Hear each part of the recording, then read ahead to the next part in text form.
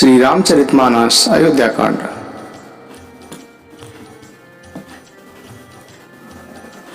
जब सुमंत्र जी प्रभु श्री रामचंद्र जी लक्ष्मण और सीता जी को वन में छोड़कर अयोध्या वापसी आते हैं, तब मंत्री दशरथ जी को देखकर जय जी कहकर प्रणाम करते हैं। सुमंत्र जी को सुनते ही राजा व्याकुल होकर उठे और बोले कि हे सुमंत्र, बताओ मेरे राम कहां हैं?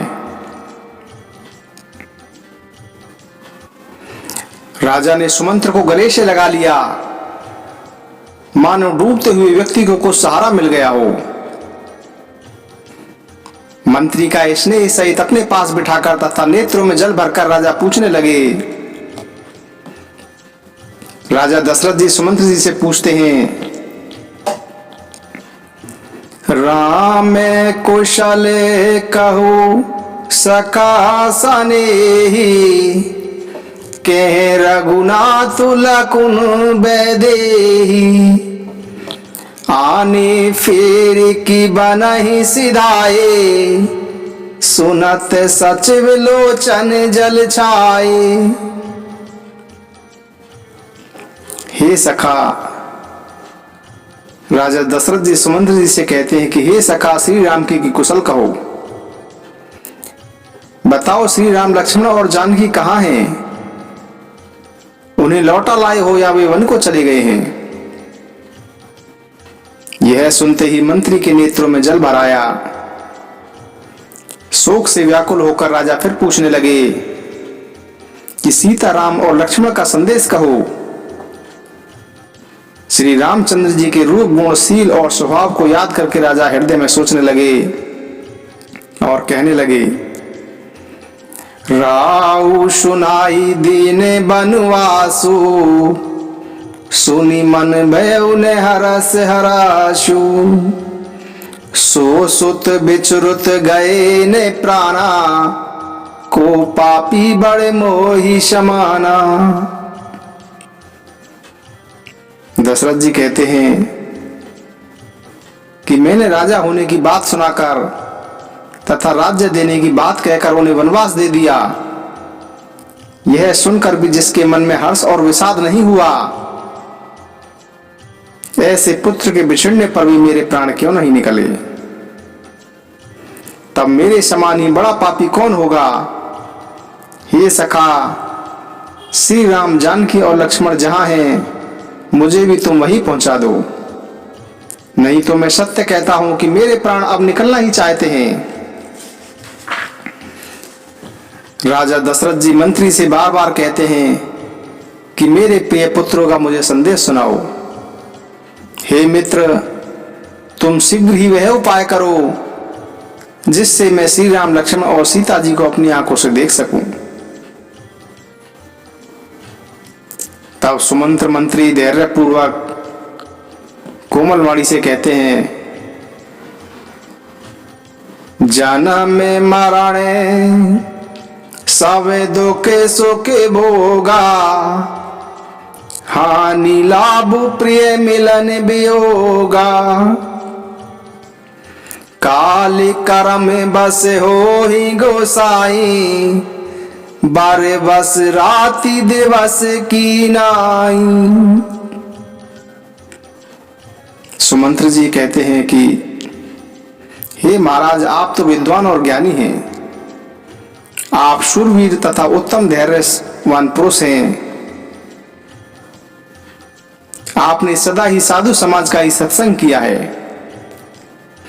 आप जानते हैं कि जन्म मरण सुख दुख के भोग, लाभ हानि, प्यारों का मिलना और बिछुड़ना, ये सब काल और कर्म के अधीन रात और दिन की भांति बरबस ही होते रहते हैं। मूर्ख लोग सुख में हर्षित होते हैं और दुख में रोते हैं, पर धीर व्यक्ति अपने मन में दोनों को ही एक समान मानते हैं। आप ज्ञान से विचार कर धैर्य धारण करें और शोक का परित्याग कर दें।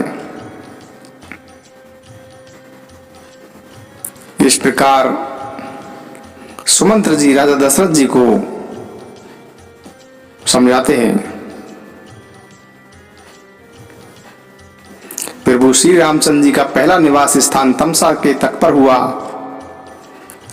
दूसरा निवास गंगा तीर पर हुआ।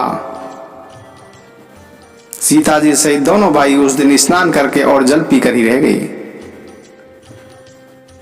निषाद राज ने बहुत सेवा की, वह रात श्रृंगवीरपुर में ही बिताई।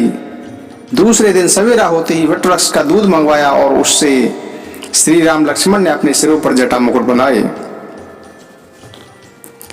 तब श्री रामचंद्र जी ने निषाद राज से नाव मंगवाई। पहले सीता जी को उस पर चढ़ाकर फिर रघुनाथ जी चढ़े और फिर लक्ष्मण जी ने धनुष बाण रखे और श्री रामचंद्र जी की आज्ञा पाकर स्वयं भी चढ़े। सुमंत्र जी कहते हैं कि मुझे व्याकुल देखकर श्री रामचंद्र जी धीरज धरकर बोले कि हे तात, पिताजी से मेरा प्रणाम कहना और मेरी ओर से बार बार उनके पांव पकड़कर विनती करना कि हे पिताजी, आप मेरी चिंता न करें। आपकी कृपा अनुग्रह और पुण्य सेवन में और मार्ग में हमारा सब प्रकार से कुशल ही होगा। हे पिताजी, आपके अनुग्रह से मैं वन जाते हुए सुखी पाऊंगा और आज्ञा का भली भांति पालन करके कुशल पूर्वक लौट आऊंगा। और प्रभु श्री रामचंद्र जी ने कहा कि सब माताओं के पैरों को छूकर तथा उनका समाधान करके और उनसे विनती करके तुम वही प्रयत्न करना जिससे पिताजी कुशल रहें। प्रभु श्री रामचंद्र जी ने यह भी कहा कि बार बार चरण कमलों को पकड़कर गुरु वशिष्ठ जी से मेरा यह संदेश कहना कि गुरु जी वही उपदेश दे जिससे पिताजी मेरा सोच और चिंता न करें। सब पूर्ववासियों और कुटुंबियों से भी अनुरोध करके कहना कि वही मनुष्य मेरा हितकारी है जिसकी चेष्टा से महाराज दशरथ जी को कोई दुख ना हो। भरत के आने पर उनको मेरा संदेश कहना कि राजा का पद प्राप्त करके नीति ने छोड़ देना, मन वचन और कर्म से प्रजा का पालन करना और सब माताओं को समान जानकर उनकी सेवा करना। पिता माता और स्वजनों की सेवा करने, भाईपन को अंत तक निभाना। हे तात, पिताजी को उसी प्रकार रखना जिससे वे किसी प्रकार से भी मेरा सोच न करें। प्रभु श्री रामचंद्र जी ने यह भी कहा कि लक्ष्मण जी ने जो कुछ कठोर वचन कहे हैं उनको वहां पर मत कहना। लक्ष्मण ने लड़कपन के कारण ऐसे वचन कहे हैं। और प्रणाम करके सीता जी भी कुछ कहने लगी थी, परंतु वे स्नेह शिथिल हो गई। उनकी वाणी रुक गई, नेत्रों में जल भर आया और शरीर रोमांचित हो गया।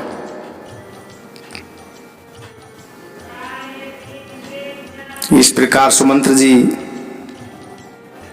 जो प्रभु श्री रामचंद्र जी ने सुमंत्र जी को पिताजी, माताजी और भाइयों के लिए जो संदेश दिया था वह सब कह सुनाया।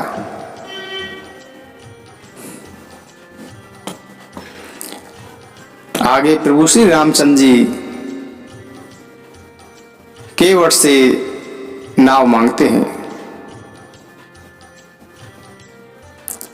इस प्रसंग की चर्चा हम आगे करेंगे। जय श्री राम, जय जय श्री सीताराम, जय श्री राम, जय जय श्री सीताराम। श्री राम जय जय राम, श्री राम जय जय